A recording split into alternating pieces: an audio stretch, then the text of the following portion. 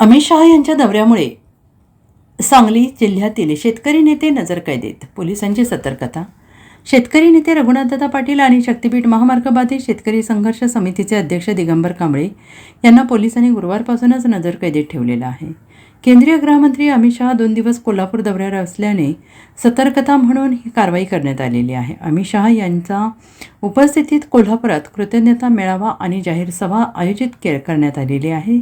यानंतर इचलकरंजीत कल्लापण्णा आवाडे जनता बँकेच्या मुख्य कार्यालयाचे उद्घाटन आणि जाहीर सभा होणार आहे. शुक्रवारी सायंकाळपासून शनिवारी दुपारपर्यंत ते कोल्हापुरात असतील.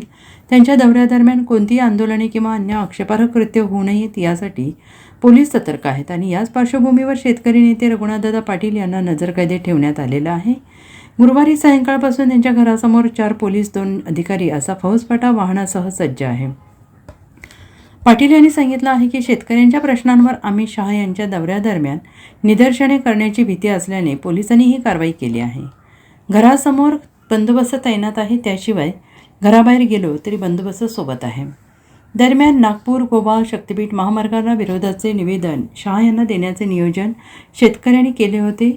महामार्ग बाधित शेतकरी संघर्ष समितीने यासाठी पोलिसांना निवेदन दिले. शहा यांची वेळ मिळवून द्यावी अशी विनंती केली होती आणि या पार्श्वभूमीवर कवठेमहांकाळ पोलिसांनी त्यांना शुक्रवारी सकाळी ताब्यात घेतलं आहे. दिवसभर पोलीस ठाण्यात बसवून ठेवलेलं आहे. Bureau report, SPN Marathi, Sangli.